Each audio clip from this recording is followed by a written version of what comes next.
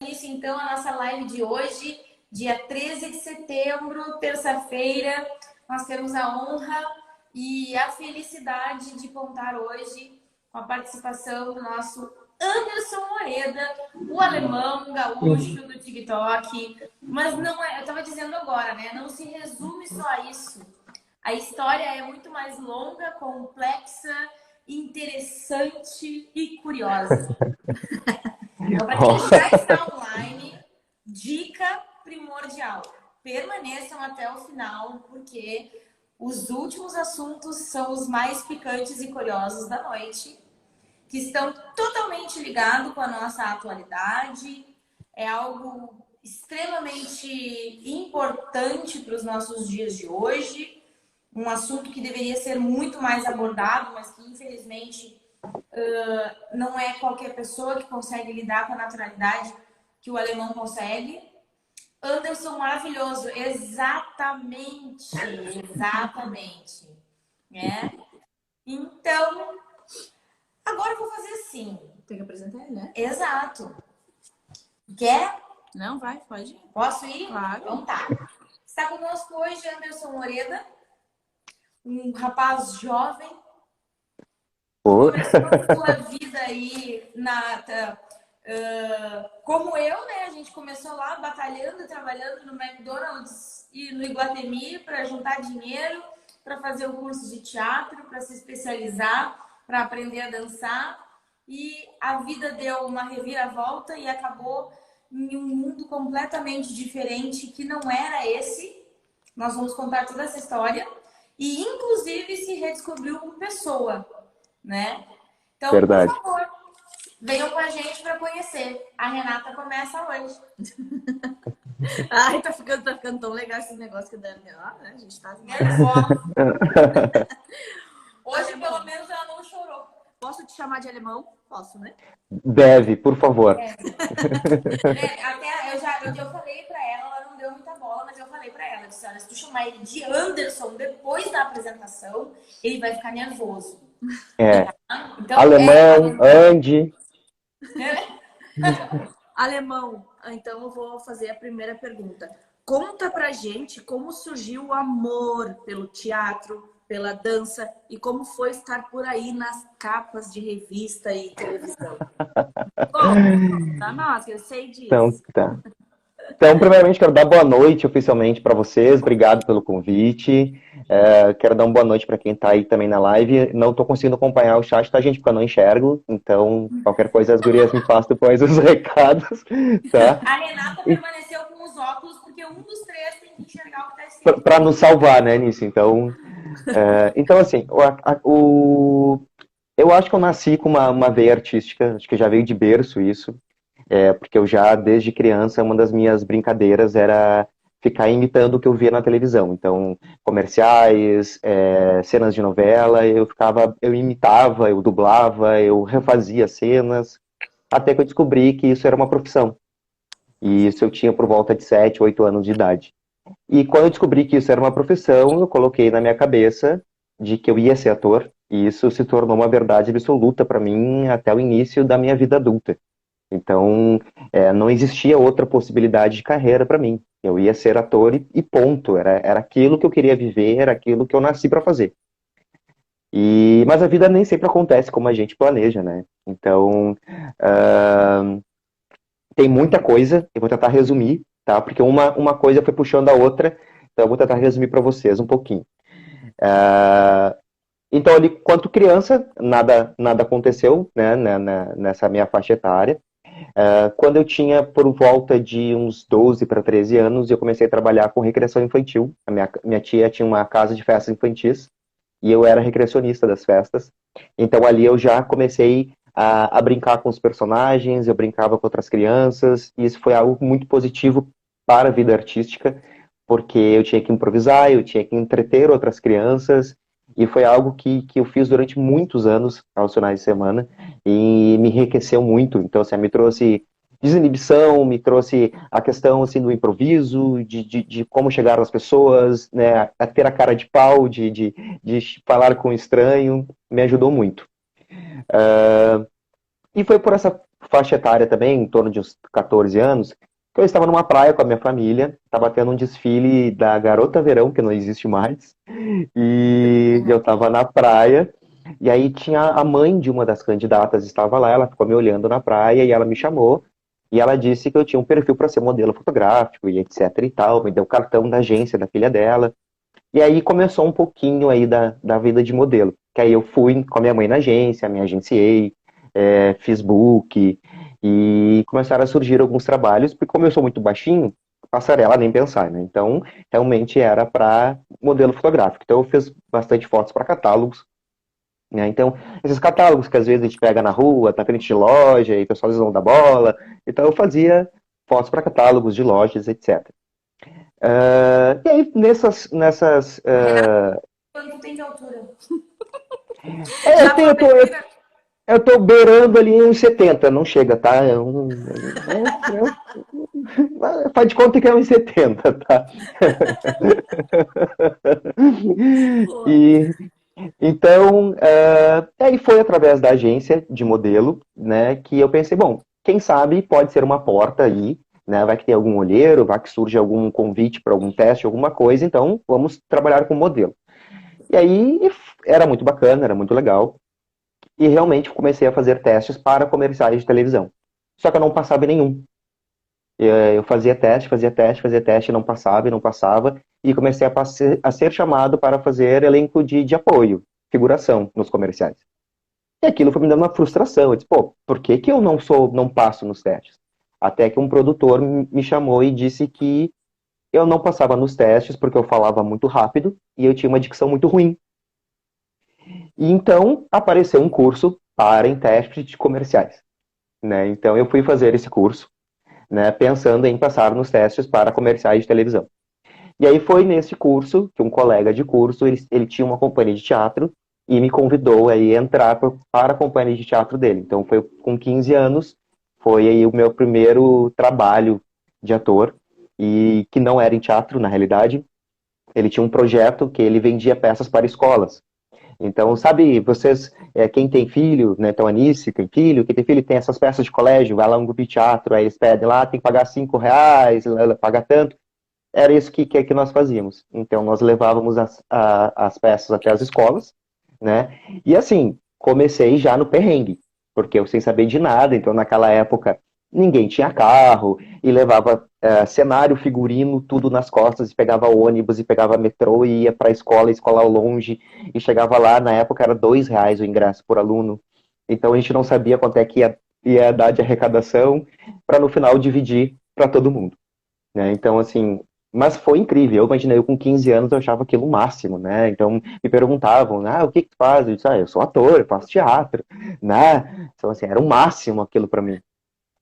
Quanto No ano tempo, seguinte, quanto tempo levou tudo isso, dessa função toda da tua? Que eu achei que já tinha, deu o quê? 10 anos? Não? Nessa não, televisão.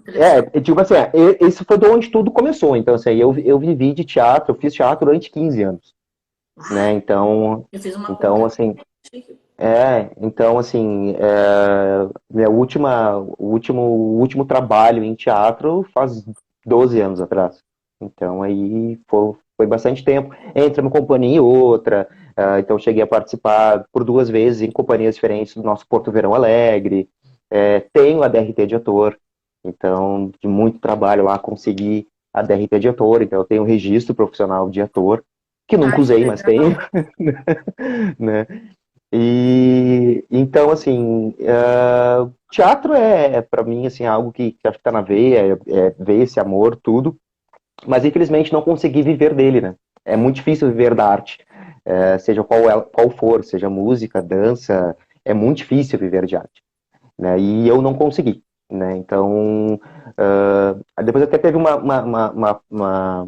parte, assim, da história da minha vida que foi engraçada, que aí que entrou a dança, que também foi por acaso. No final da adolescência, eu fui convidado para dançar uma danceteria aqui de Porto Alegre chamada Acorde. E aí E aí estourou. dançávamos nos queijinhos, fazíamos performances ali, né? Aí E eu levava encarava. família sem pagar ingresso. É verdade. E eu encarava tudo, eu ia, me divertia, dançava, e aí foi numa festa, que aí nós fomos contratados por uma outra agência de modelos para fazer, que ia ter um desfile, e eles queriam que a gente fosse aqueles dançarinos em volta dos modelos, pegasse a modelo, levasse a passarela, etc e tal. Aí eu fui convidado novamente por uma agência. Só que eu tive um problema terrível de acne, minha pele estava destruída, eu estava com a minha autoestima lá embaixo, eu não queria mais ser modelo, Uma coisa muito né? importante que tem que lembrar também, né? Que o alemão estourou muito porque ele tinha um estereótipo muito similar ao Leonardo DiCaprio. Na época, sim. Na época, quando menino, assim, ele é um pouco mais. Tá com 43, Eu tenho 41. 41. Tá. Olha, Ele tá com 48. Eunice, É. Calma! para. Não, é que eu tô tirando o pelo lá. Altura lá em Estou cima. mudando. E olha. Ô, Renata, por favor, silêncio. É que ele era o responsável, entendeu? Eu só saía porque ele saía me cuidando. Então, eu estava calculando do que é mais velho que eu, mas não é um ano só. Então, nem era tão responsável assim, mas tudo bem. E É, ele chamava muita atenção nos lugares, em todos os lugares que a gente ia, porque o pessoal perguntava. Ah, mas ele dizia que não. Mas ele tinha o jeitinho de mexer no cabelo, aquela coisa toda. Agora, teu cabelo é, tá molhado? tá úmido um pouquinho, né? Tá, não, porque o cabelo dele já viu ele pessoalmente, né? Já. Ele é alemão, ele é loiro do olho azul, aquele olho azul cor de céu. A tela não beneficia essas informações, né? Então, né, a gente precisa. Pronto, pode seguir. A referência hollywoodiana aqui em Porto Alegre. Não, mas esses olhos é lindo, né? Não, olha Olha, só. ela tem.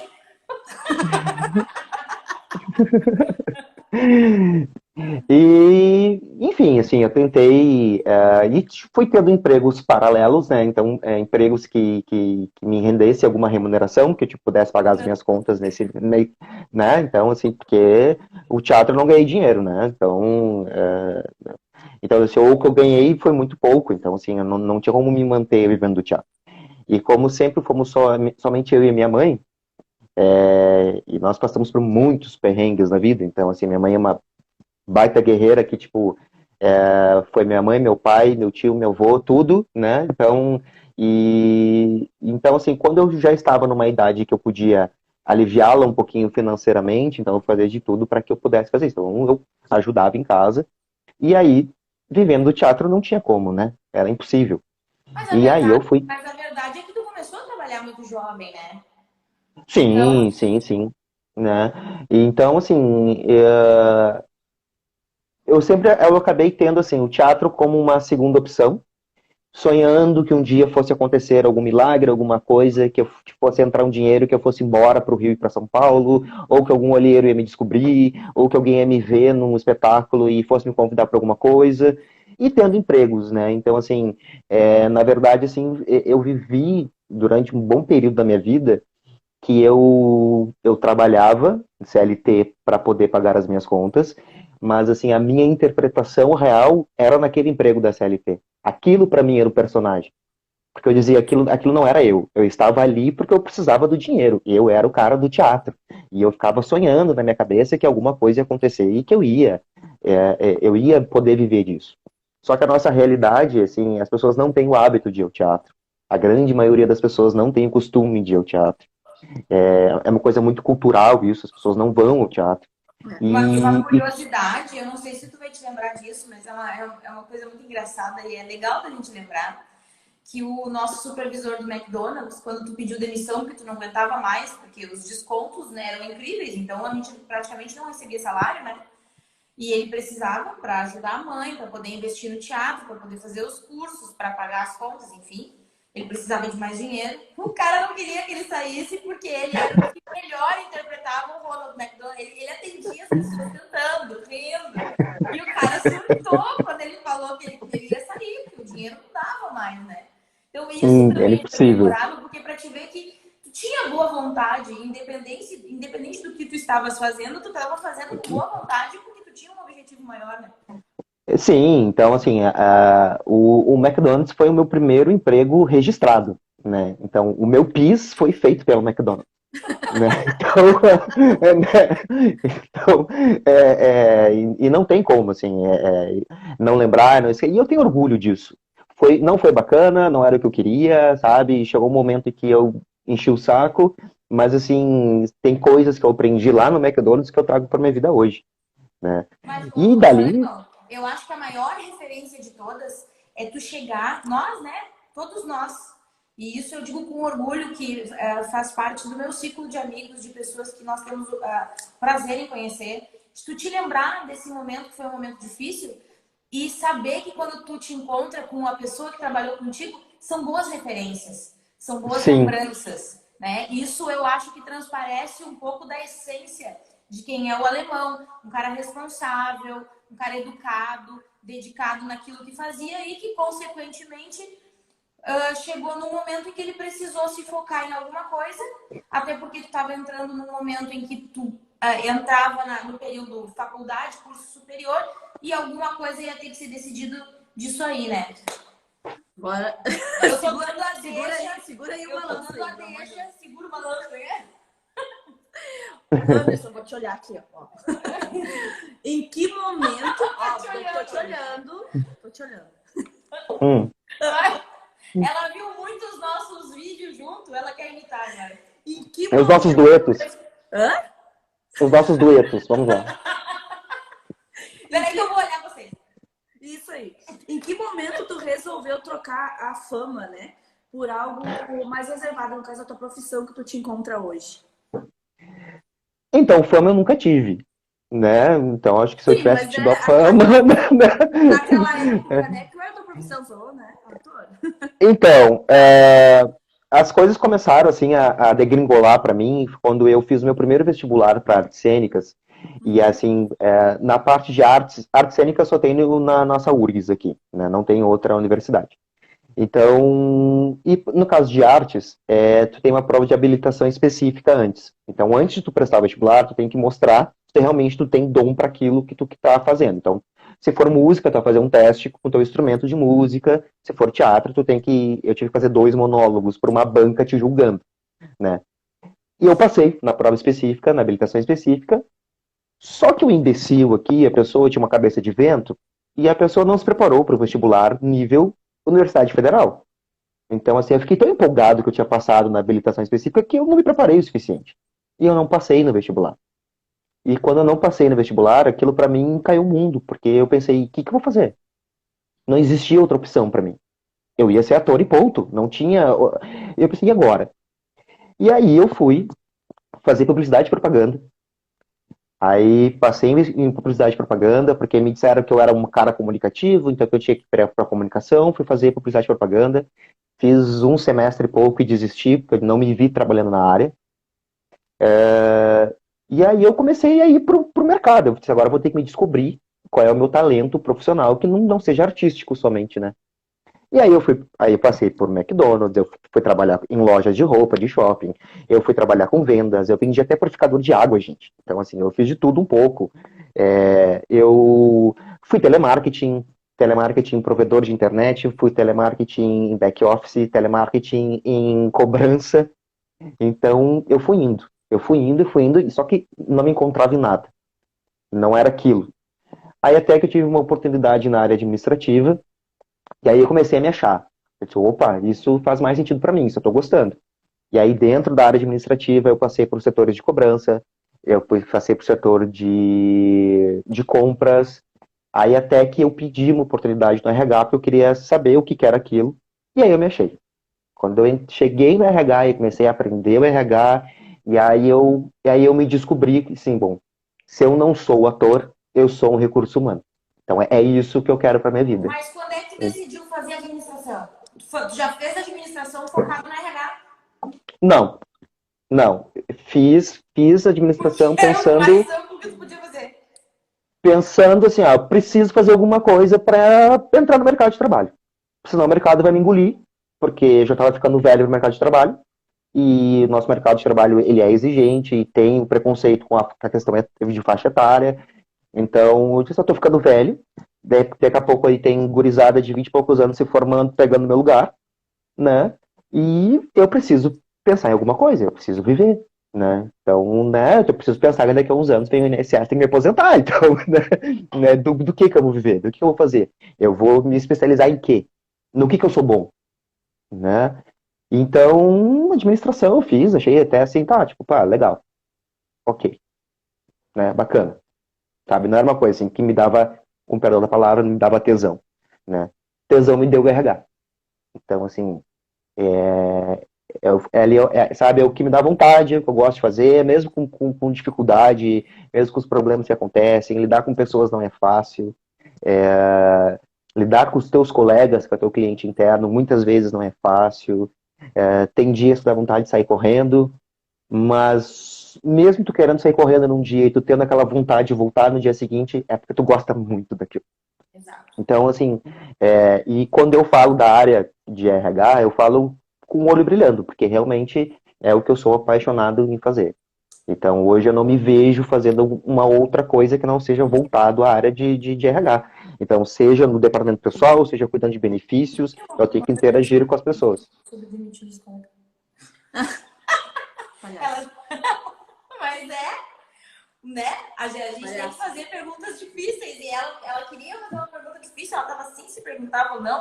Aí ela queria saber como é que é a sensação de demitir um colega ou um amigo. Sim, porque eu trabalhei, e é bem complicado. Eu trabalhei como gerente numa estética na minha área, né? E ela me jogava isso, ó, Manda embora. aquele fulano tu dispensa. E isso tudo ficava em mim, né? Ai, que dor no coração. Então, essa parte pra ti também deve ser agora talvez um pouco melhor, né? Mas talvez no início, como foi pra ti? Então, assim, demissão é sempre muito delicado, né? Ainda mais que tu tá ali fazendo, oficializando, porque não é o RH quem demite, né? Sim, Então, sim. quem vai demitir é o gestor, é o gerente, é o dono da empresa. O RH, ele só formaliza aquela decisão tomada. Mas acaba sobrando pro RH, porque é a pessoa que está dando a sua cara a tapa ali e que está comunicando, né, o teu colega. Então, é sempre muito delicado. Eu, particularmente, eu prego muito a questão do RH humanizado, que se fala muito em rede social, em RH humanizado, mas que pouco acontece na prática de fato. Então, assim, eu prego pelo RH humanizado, sim. Eu acho que o funcionário que está sendo desligado da empresa, ele tem que ser tão bem tratado ou melhor do que quando ele entra na empresa. Então, quando o funcionário entra na empresa, se faz onboarding, dá kit de boas-vindas, tu mostra a empresa, tu mostra as maravilhas daquela empresa. E aí, quando o funcionário é desligado, simplesmente vai lá para comunicar que ele está sendo desligado e ponto. Né? Então, assim, não é uma carreira que tu tá interrompendo, é um trabalho que tu tá interrompendo, uma pessoa que tu não sabe a reação. Então, tem pessoas que não estão nem aí, tem pessoas que choram, tem pessoas que ficam brabas, tem pessoas que querem te bater. Então, são várias reações. E aí tem que ter um controle emocional naquele momento de tu entender a dor do teu colega, mas também estar ali de posição de empresa, né, de que tu tem que cumprir o que foi determinado. Então, realmente é bem delicado. Sim, peraí. Deixa eu quero ler aqui o que o pessoal tá te mandando. Sim. Porque senão depois a gente não vamos perder, porque tá vindo bastante coisa. Isis, Opa! te deu uma boa noite. Sabrina, Beijo, Isis. na live. A Sabrina é nozes na live, o loiro mais lindo do TikTok. Joana, o Anderson é top, adoro. Que mais? Saudade de ver o nosso gaúcho. Muitos talentos para uma pessoa só. A Joana Dora era mediadora comigo, né? Então, isso que eu ia dizer agora. Quero abrir um parênteses para falar assim: a Joana, a Isis, a Sabrina. Esse é um pessoal, uma galera muito fiel, que foram os meus presentes do TikTok. São pessoas que se tornaram meus amigos, tá? Então, são pessoas que a gente conversa, que a gente curte, e que, assim, eu só avisei que eu ia estar hoje em live e o pessoal tá aqui. Então, assim, faz mais de um ano que eu não faço live, eu acho que lá na outra plataforma. Faz um ano que tu não faz mais nada no Instagram, no TikTok. Pois é verdade, alemão. Faz tempo que eu não te E aí... Você vê que eu não posso Então, falar. é o trabalho, né? Então, assim, o trabalho demanda tempo, então essa é a correria, e aí chega em casa, tem a função família, casa, então tem muitas coisas, mas assim, eu quero, aos poucos, fazendo meus vídeos de novo, porque esse carinho do pessoal, esse contato com o pessoal, gente, isso pra mim é Ô, impagável, sabe? Alemão não tá no nosso sketch, mas fala rapidamente, assim, só para o pessoal que está acompanhando entender como é que foi a função, porque estava trabalhando no RH de uma empresa grande e aí, por questões particulares, resolveu, né, te desvincular e investir em um outro momento, que era mais familiar. E aí veio a pandemia e pá, surgiu o novo astro do TikTok que do dia para noite tinha 350 mil seguidores. Mentira, não tem tudo isso não. E aí, Eu não olhei, na verdade, mas eu sei ô, Joana, vai aí, testemunha para nós. Do Não, dia eu tô... para noite, É, ele, de um vídeo que ele fez, começou a surgir 500... Não, acho que um dos primeiros vídeos, tu fez os primeiros sozinhos, e aí um uhum, dia tu fez um que eu gostava e eu te falei, bem que nós podíamos fazer o vídeo do meu casamento, né? E, cara, eu sim. acho que foi o único vídeo na minha vida que eu tive, sei lá, 200 curtidas. Então, quando veio a pandemia, e aí deu aquele boom, assim, que parou tudo, e aí fora do mercado de trabalho, o que eu vou fazer? Eu entrei na plataforma simplesmente para passar o tempo. Eu nem entendia direito o que era aquilo, para que servia, e aí eu entrei para passar o tempo para ver uns vídeos engraçados. Aí eu resolvi fazer um vídeo engraçado também. Eu fiz um videozinho engraçado, tá, beleza? Aí eu comecei a descobrir os vídeos de duetos, e até por influência da Anice, né? E a Anice disse, porque tem que gravar comigo, tem que... nosso primeiro foi o Tell Me Why... Esse foi o primeiro, né? Aí depois ela, tu vai ter que fazer do meu casamento, tem que fazer do meu casamento. E eu, gente, meu Deus do céu. Aí fiz o vídeo do casamento. E eu descobri que a plataforma tem vários nichos, né? Que tu pode fazer vídeos de piadas, pode fazer vídeos mostrando algum produto, tu pode fazer de algum talento teu, né? Tem as famosas dancinhas. Quando eu falo pra alguém, eu tenho TikTok. Tu faz dancinha? Não, não faço dancinha, gente. Não faço dancinha. Não é minha praia fazer dancinha do TikTok. Não faço trend, não é isso. E aí, eu me descobri nos duetos. Por que o dueto? Porque o dueto não deixa de ser uma interpretação. Tu Com tem que certeza. interpretar o personagem, tu tem que decorar a letra da música, tu tem que entender o que tá passando, tu vai interagir com outra pessoa que até então é uma pessoa invisível, então tu tá ali interagindo com alguém que não existe. Olha que legal, ó. A Joana tá testemunhando, ela tá dizendo que ela lembra muito bem do teu boom e que ela tinha medo de te seguir porque ela achava que tu era metido. Isso aí Meu sempre foi, né? Deus! A galera sempre tinha. É porque ele tem. É verdade, a Joana tem razão. Ele tem uma pose, né? Como é que eu vou dizer? Uma classe, né? O alemão é um cara de classe, assim, caminhando na rua, arrumando o cabelo e tal. Aí foi quando tu começou a fazer as lives. E eu acho que foi aí que o pessoal se apaixonou. Então, e aí, assim, aí eu descobri isso e pra mim, tipo assim, foi como resgatar um pouquinho dessa veia artística, né? E foi dando certo, as pessoas começaram a me seguir. E aí eu descobri que, além de tudo, poderia se ganhar um troquinho, um dinheirinho, através das lives. Eu disse, bom, eu estava precisando muito de um dinheirinho e disse, eu vou fazer live. E comecei a fazer live. Então, assim, o TikTok ele passou, tipo, várias fases no TikTok. Então, primeiro, assim, de uma coisa que eu não entendia o que era, depois era para passar o tempo, depois era algo divertido que eu amava fazer em função da arte, da dublagem, da interpretação, do retorno das pessoas, e ainda tinha a possibilidade de ganhar o dinheiro. Então, assim, se tornou, por esse tempo de pandemia, a minha fonte de renda.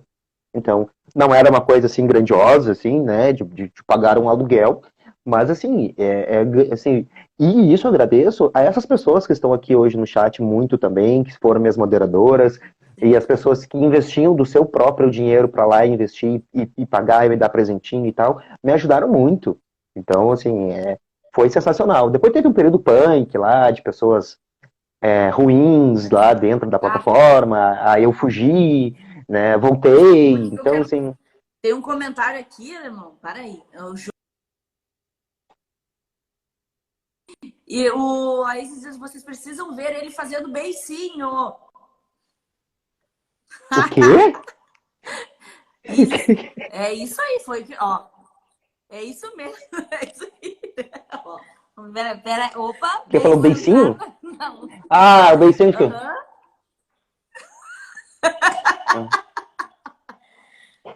Não, mas o mais Ai, incrível de tudo que a gente tem que falar também sobre isso é que ele começou as lives e o negócio começou a subir de um jeito que nós éramos, eu acho que 6 moderadores já no final, né? 5.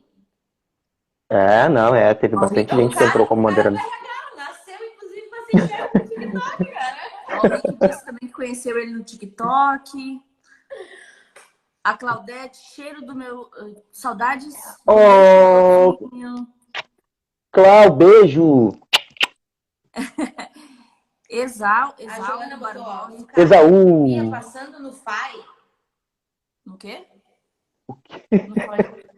Não foi o? Foi o. E tinha muitas curtidas, sem contar que ele é super elegante nos vídeos. Isso é verdade, eu jamais teria feito dueto com uma pessoa que não é bonita e elegante. Então é isso. Então, assim, aí o TikTok, aí, claro, depois quando a vida começou a voltar ao seu novo normal, aí não tive mais tempo, né? Porque, assim, é uma dedicação, né? Então, eu não consigo fazer um vídeo e a pessoa vai lá duetar comigo e eu não agradecer, não demonstrar pra pessoa que eu assisti o vídeo. Então, eu prefiro não fazer, sabe? Se é pra fazer um vídeo, né? Deu, rolou esse teu beicinho. Mas... É lá no Tem TikTok muito... que tu faz isso? Isso, é que tinha um momento no final das minhas lives que era o momento print, tá? E aí eu botava aquela música da Madonna lá, e aí do Vogue, e eu ficava fazendo poses para o pessoal fazer prints. E às vezes eu fazia beiço. A Joana disse que no momento do beijo ela dava muita risada do beicinho, né? Uma outra coisa interessante também na época das lives é que rolou até haters, né? Sim, mas isso é direto. É o que eu falei. Sim. Conta, ele perdeu a Sim. conta principal, só que minha conta foi derrubada. Aí denunciaram a conta principal para ele não fazer live no dia seguinte. Só que ninguém imaginava o poder que Anderson Alemão tinha. 24 horas ele conseguiu arrecadar o número suficiente, porque naquela época ainda tinha, acho que era 1.000 seguidores. 1.000 seguidores. Era 1.000 seguidores, tinha que ter. E do dia pra noite, quando nós vimos, já tinha 10 mil de novo. Opa, que loucura! E vai ter live! Vai ter live mesmo vocês não querendo. Mas, mais uma vez, assim, é graças a essa galera, tá? Porque eles fizeram mutirão, eles me ajudaram, eles divulgaram, eles fizeram vídeos, e o pessoal foi me seguindo, assim, eu me lembro, assim, que eu ganhei 1.000 seguidores em 4 horas. Esaú, quanto tempo eu não ouvi Esaú pra ele. Esaú! Marcos Gaúcho. A Joana disse que tu deveria postar vídeos aqui. Nós tentamos, né? A gente tentou, a gente abriu a conta do Alemão, fez uns vídeos, postou, engajou. Mas aí foi bem na época que ele resolveu investir de novo na RH e aí sumiu do mapa e largou nós. Eu preciso viver, gente, tem que pagar minhas contas. O dia que a rede social pagar minhas contas, eu fico na rede social, mas não adianta. Mas tem a madrugada, ué. O que tu faz da meia-noite assim? O quê? Ai, Me diz que nem eu sei, porque passa tão rápido.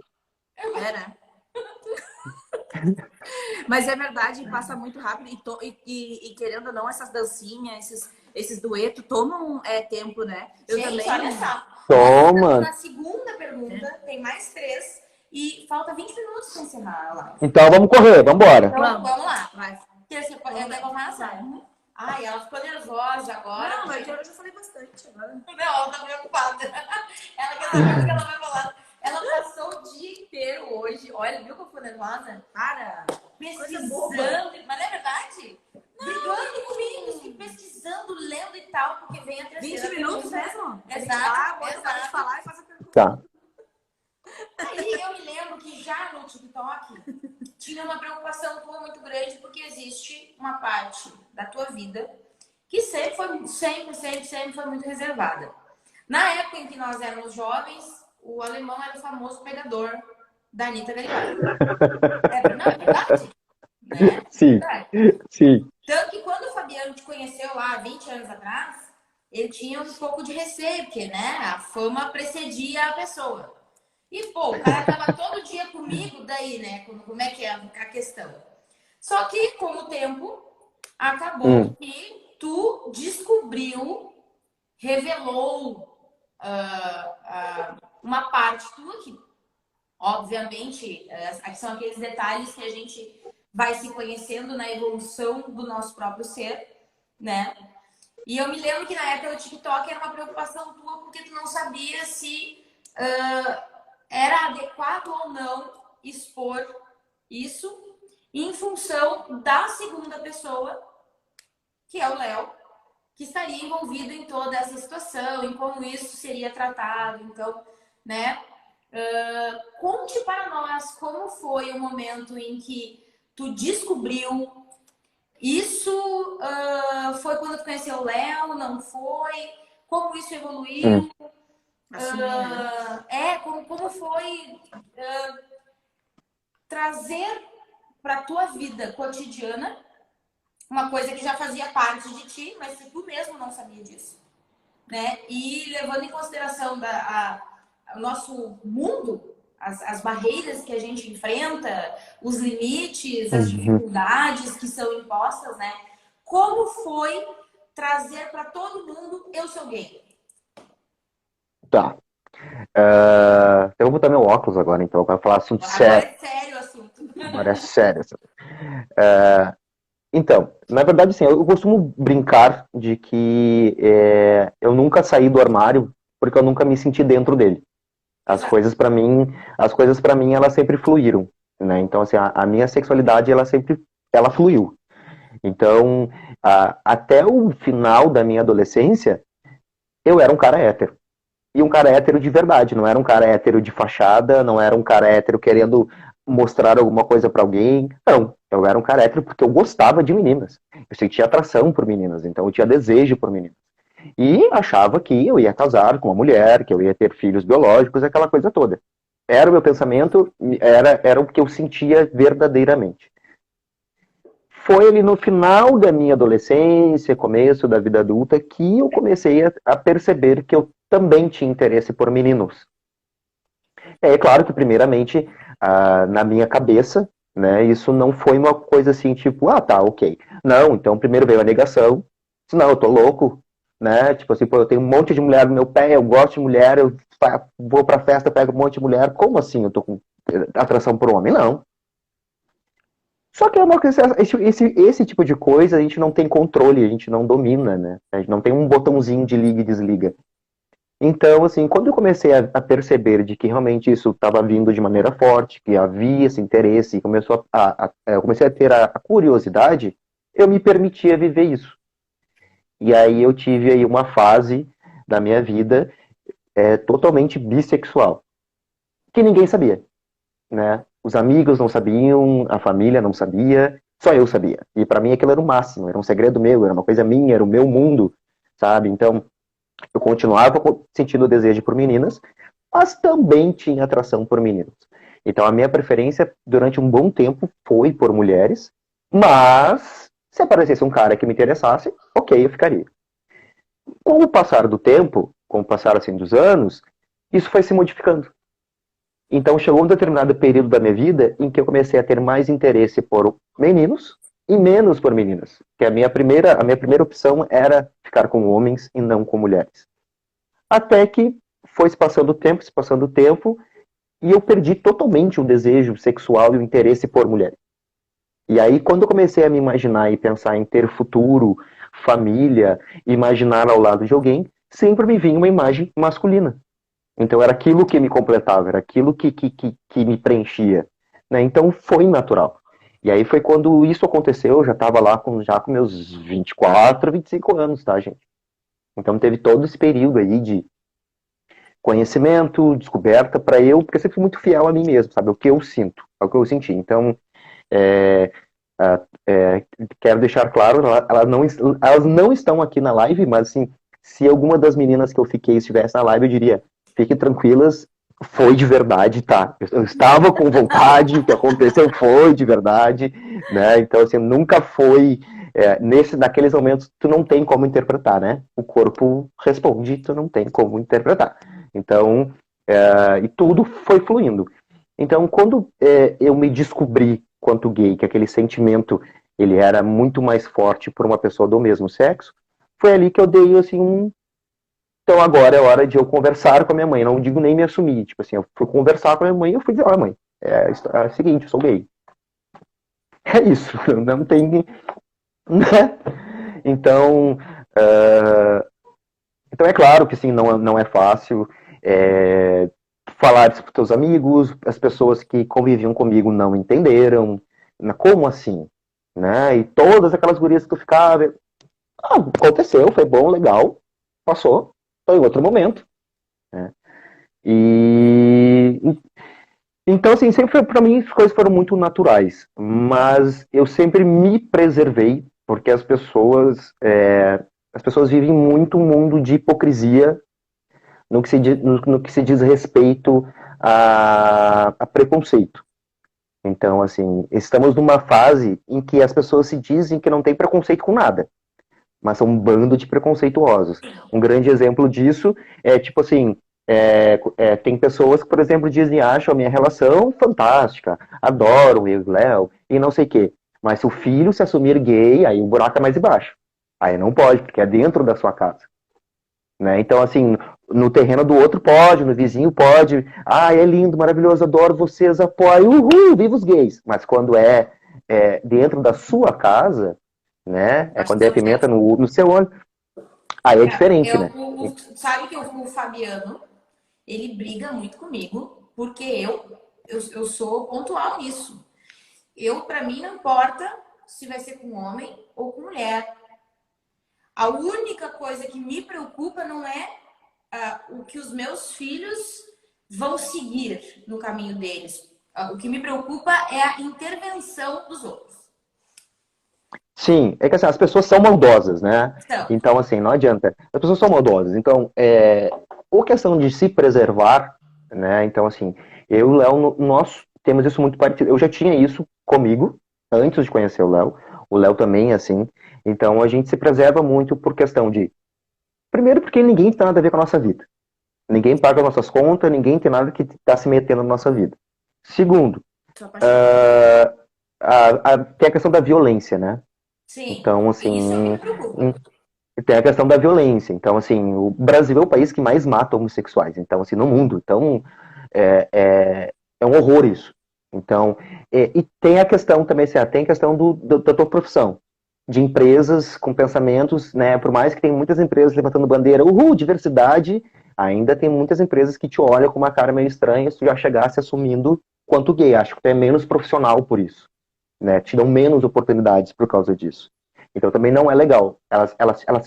Ainda mais se tu tiver um cargo de liderança, né? Então eu já passei por isso em cargo de liderança, em que eu fui desrespeitado por a pessoa saber que eu tinha um namorado na época, né? E aí eu acabei demitindo a pessoa por causa disso, né? Eu, te Então, digo, eu tenho 3 amigos maravilhosos, o Fabiano sabe, que tem cargo de liderança e são os mais lindos do mundo, são gays.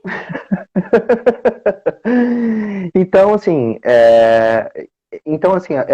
a questão do se preservar é É, por tudo isso, entendeu? É uma questão assim. Assim, eu não entendo por que as pessoas têm essa necessidade de saber da vida sexual do outro. do outro. Eu, quando eu, conhe... quando eu conheço uma pessoa, a pessoa Nos não se apresenta para preocupar, mim né? Só dizendo assim. cedo. A pessoa não se apresenta para mim dizendo assim: olha, eu sou o Joãozinho, eu sou hétero. Por que eu tenho que chegar dizendo: olha, eu sou alemão, eu sou gay? Tá, e deixa eu te fazer uma pergunta também, que eu vejo, assim, muita gente curiosa a respeito disso.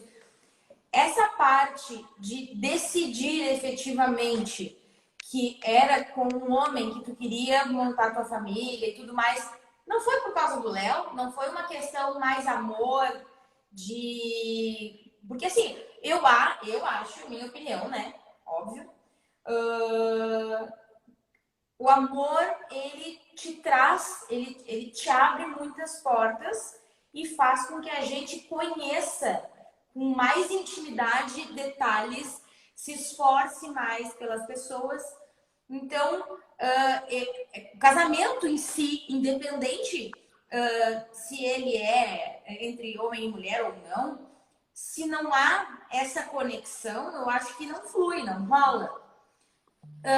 Não, talvez não tenha sido por causa desse amor, porque vocês são muito mais cúmplices do que simplesmente um casal, né? Vocês já têm uma conexão que é tipo, vocês são parecidos, vocês são, vocês têm comportamentos diferentes, né? Porque tu é um cara completamente expansivo e ele é extremamente reservado. Vocês têm gostos diferentes, mas vocês combinam de uma forma como se um tivesse exatamente aquilo que o outro precisa. Tu não acha que isso também tem a ver com diferença? Sim, mas na verdade, assim, essa conversa que eu tive, esse meu entendimento foi um pouco antes de eu conhecer o Léo.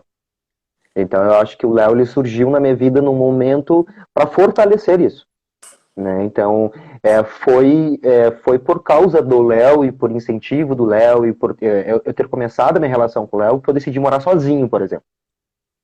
Então aí começou, porque nossa história se divide em dois, né? Nós tivemos uma primeira tentativa que não deu certo, e depois tivemos uma segunda, que aí está durando 10 anos. Né? Inclusive, ontem nós completamos 5 anos de casamento civil. Eu ia perguntar né? isso, quanto tempo tu estava com o Léo, e eu sei também que vocês casaram, né? Quanto tempo? 5 anos, então.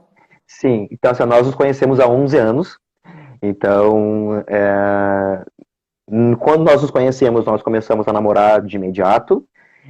Só que após alguns meses de relação, nós estávamos em sintonias diferentes, nós queríamos coisas diferentes, e acabou que não deu certo. Então, assim, só que nós ficamos afastados, de fato, uns 2 meses. Porque depois eu fui morar sozinho, e nós éramos vizinhos. Então, assim, vira e mexe, a gente se encontrava, a gente se via, e acabava junto, aquela coisa toda, né? E isso foi durando alguns meses. E aí, nesse período... Ele acabava, porque o Léo tava chegando, vai embora. Então, assim, tinha aquelas coisas, né? Até que, aí em 2012... Aí a gente começou a ficar junto de novo pra valer, só que sem entender ainda o que estava acontecendo. Que época e aí nós... Você estava morando lá na Cidade Baixa? Foi na Cidade Baixa, quando eu morava no JK, que tu conheceu. Isso. Foi o quê? Mas foi lá. Isso? Foi em 2012? 2012. Foi em 2012. E aí, aí depois ali no Dia dos Namorados, no dia 12 de junho de 2012, aí que nós oficializamos realmente o namoro, estamos juntos para valer, queremos estar juntos, e estamos aí nos amando há 10 anos. Agora, além de já estarem unidos pela lei dos homens, agora já tem família, né? Tem 2 filhos, então agora Deus o livre, né? É o Cícero e a Ana Lu. O Cícero é o nosso cachorrinho, a Ana Lu, nossa gatinha. O pessoal do TikTok conhece, sabe? Conhece. E assim, eu tô te escutando aqui, vendo, imaginando, né? Porque esses 10 anos não devem ter sido fáceis para ti, inclusive até por tu, né? E também toda a magia, né? Do amor teu e do Léo, os 5 anos também ali. Agora eu vou testemunhar que, na verdade, vou olhar para ela. Na verdade, o caso deles foi muito delicado, porque eram momentos diferentes e eles decidiram que eles iam lutar um pelo outro, né? Então, é aquele momento em que tu opta pelo teu parceiro e vamos junto, porque os problemas teus agora são meu e o meu é teu e vamos lá, né? E eu acho que isso faz a diferença, né? E foi assim, foi bem o vai ou racha. Né? Tipo assim, ou agora vai dar certo, ou não vai dar certo. E aí, assim, realmente isso que a Anice falou, isso é muito verdadeiro, assim, nós somos muito parceiros um do outro, nós somos muito cúmplices um do outro, e a gente briga um muito pelo outro, a gente se protege muito, então, e a gente tá junto pra tudo, sabe? Então, assim, é muito bom poder viver isso, do tipo, acontecer uma coisa boa durante o dia e tu querer ligar pra pessoa pra contar, se era a primeira pessoa que tu queira contar. De acontecer uma coisa ruim e de tu saber que tu vai ter aquele refúgio, aquele conforto daquela pessoa que vai estar lá te esperando, que vai te entender, sabe? De estar num dia normal e do nada, no meio da tarde, tu receber uma mensagem dizendo que tá com saudade, que te ama. Então, assim, são pequenas coisas do dia a dia, sabe? Então, assim, que vão... que fazem tu criar um vínculo com aquela pessoa, um amor tão grande de tu não conseguir mais te imaginar a tua vida sem aquela pessoa. Tu não conseguir fazer planos. Agora eu vou te dar um depoimento que eu acho que a Joana tem razão, que tu deve sim fazer mais lives, mais vídeos, principalmente sobre esse assunto, porque eu acho que a experiência de vocês, a história de vida de vocês, ela traz pra gente, nós, seres humanos réis, de que existe o amor, sim, mas que ele não é aquele conto de fada simples e que ele está condicionado em eu te mandei uma resposta, mesmo que eu esteja do lado do meu chefe, filho da mãe, brigando, gritando, eu vou te botar um coração porque eu te amo e eu não posso gritar contigo. Porque tu é o meu porto seguro lá.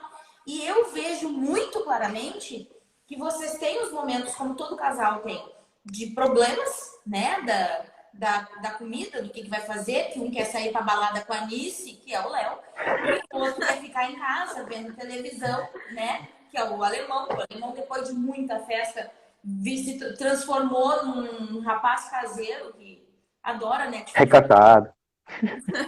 Isso aí é a pressão do RH em cima de ti, velho. E eu acho que é muito válido. Muito, muito válido. Porque assim, as pessoas... é bobagem estar postando. É ridículo estar na mídia. Cara, tu não tem ideia. A Joana é testemunha disso, o Esaú. Tinha aquela outra menina também do Paraná que falava muito comigo. Que até eu e ela, a gente passou a conta pra nós, a gente entrava no Instagram, postava pra ti, fazia engajamento. Ele enlouqueceu com essa função de engajamento. Enlouquecido. Não, ele não conseguia dormir. Porque a gente cobrava ele, tinha... Mas até deixa só eu comentar que, assim, na verdade, no TikTok, eu nunca falei nada sobre o Léo. Não foi nem por querer esconder a minha sexualidade, tá? Porque, assim, eu não tenho problema nenhum em relação a isso. Né? Eu não saio com uma placa no pescoço dizendo que eu sou gay, mas eu também não desminto, eu também não omito isso. Só que o TikTok teve uma fase ali de pessoas, de haters, que eles entravam nas tuas lives, entravam na live de pessoas gays e eles derrubavam as tuas lives. As pessoas estavam perdendo as suas contas por serem gays. Então eu tinha muito medo disso, porque eu vivia do TikTok. Né? Como eu falei, ele foi a minha fonte de renda. E eu estava investindo meu tempo naquilo. Então, assim, porra, como é que vai entrar uma pessoa na minha live e vai me derrubar por eu dizer que eu sou gay? Então, não vou fazer isso.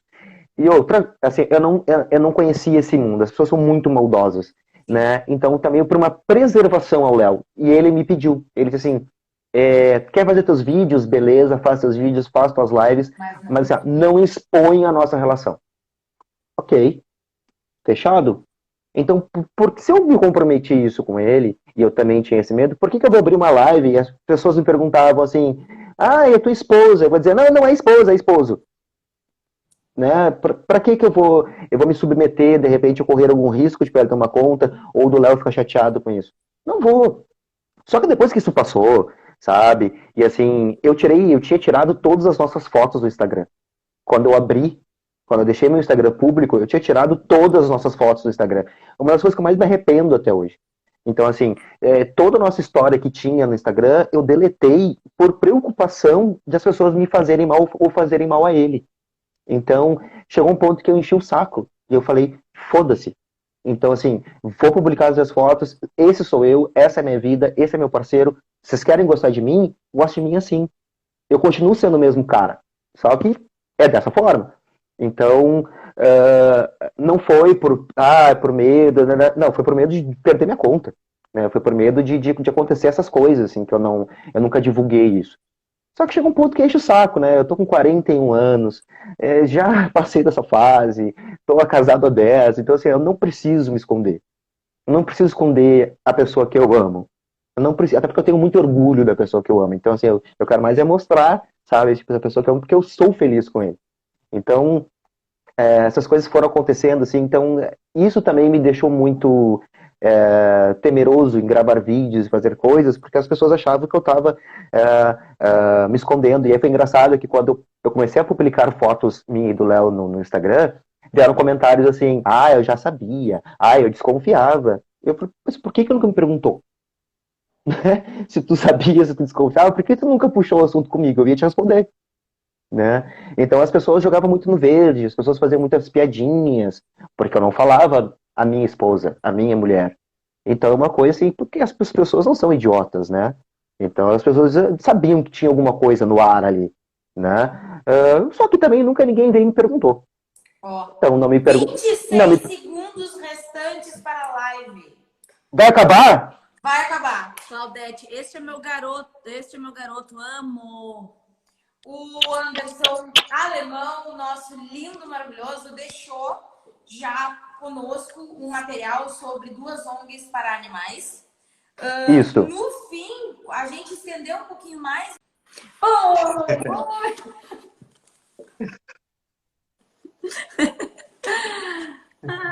olha, você... Vamos bater uma foto, então, antes que... Para não, né? Vamos bater uma foto aqui. Vamos. Olha esse arrumando. Peraí. Momento print, né? Momento print que eu falei que tinha. 1 minuto de silêncio.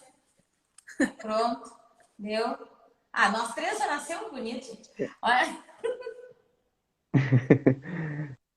Aí. E o beicinho? E o beicinho?